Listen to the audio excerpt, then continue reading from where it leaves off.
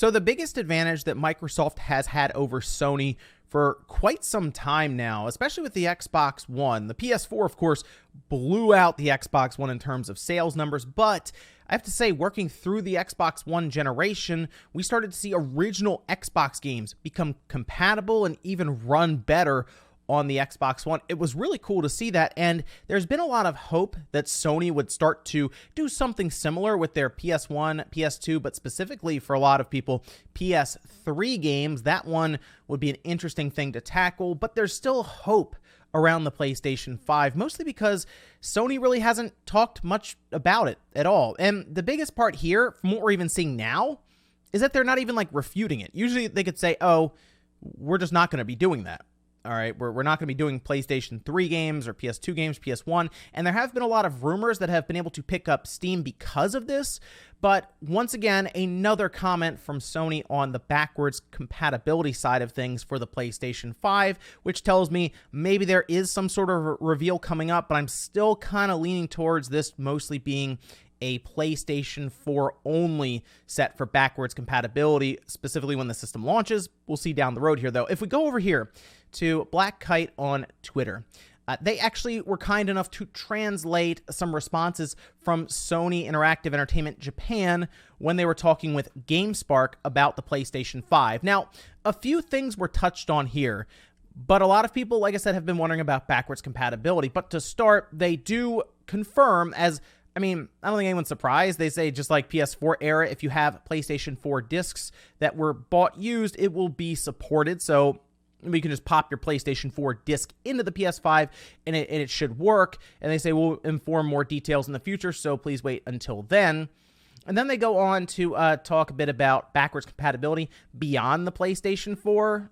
And they say we focus on working PlayStation 4 backwards compatibility so that users can move to new consoles with their PlayStation 4 libraries. There is nothing we can answer about backwards compatibility with PS1, PS2, and PS3.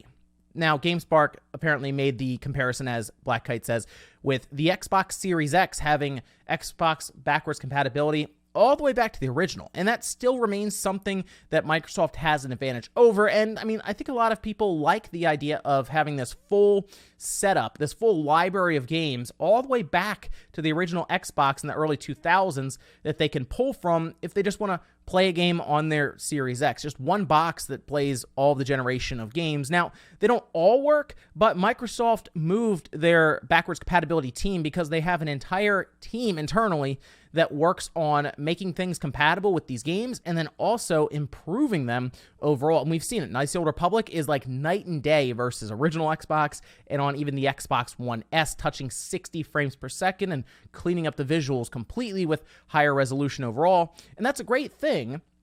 And I'd like to see Sony do something with that. But what's interesting to me here is they just keep saying we can't answer anything about PS1, PS2, and PS3.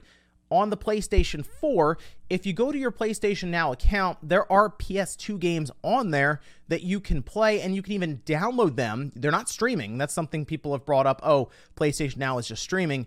No, it does work. Like, you can download, say, Rogue Galaxy onto your PlayStation 4 and play it straight up on the system. So they do have the ability to do PS2, PS1, PS3 is the wild card here. I think PlayStation 4, PlayStation 1, and PlayStation 2 will eventually happen with the PlayStation 5, especially if PlayStation Now, which should be there, is ready to go like it is on the PlayStation 4 currently. You will have some PS2 games that just work straight up with no streaming. The big question will be, of course, can you take the disc and pop it into the system? That would be big time, right? If you could grab a PlayStation 1 game off of your shelf, pop it in, and just start playing, it would probably have to download something much like Microsoft has set up with their Xbox 360 and original Xbox. Basically, with Microsoft, if you pop a physical disc in, it does a disc check to make sure it is like a legit game that you have purchased in the past, and then it will call to the server and download the game to your system. So you're not actually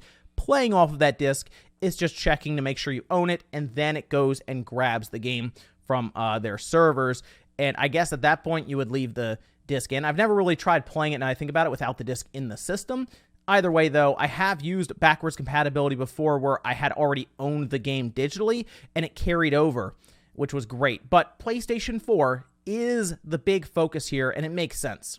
Basically, we all want to be able to buy the PS5 and just have a drop-in replacement for our PS4 without thinking about it. If I really enjoy, say, Ghost of Tsushima, and I want to play it again on the PS5 later on this holiday after I just take my PS4, remove it, and put a PS5 there, and it carries over, that's what I would like to see, right? So I get why they're focusing on the PlayStation 4 for backwards compatibility first.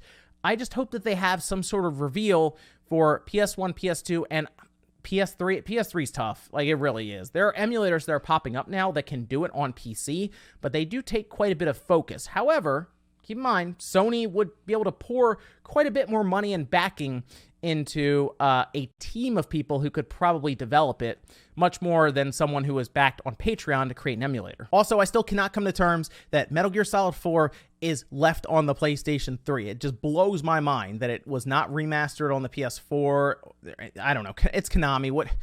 I can only ask for so much from Konami, right? Maybe they look towards a remaster for the PS5 and the Xbox Series X in the future for that game. We'll see. But if they won't do it, then Sony needs to get this PS3 backwards compatibility stuff going already, all right? You can't really blame the CPU anymore in that PlayStation 5 because we'll have Zen 2 and be much more capable at this point. So overall emulation from Sony should be something that's attainable at this point. Even though the PS3 was complicated, it's also a system from 2006 that has been replicated on PC at this point. But let me know what you guys think about this one down below, with Sony commenting on really the way we'd be able to play PS4 games, but also being not 100% on saying, no, we're not doing PS1, PS2, and PS3 stuff. We just can't comment on that right this second. Do you think they have a big reveal to match Microsoft's side with their backwards compatibility with the Xbox Series X that they've already shown, by the way? They had, of course, Austin Evans and Digital Foundry come in and showed original Xbox and 360 and Xbox One games, all switching back and forth seamlessly.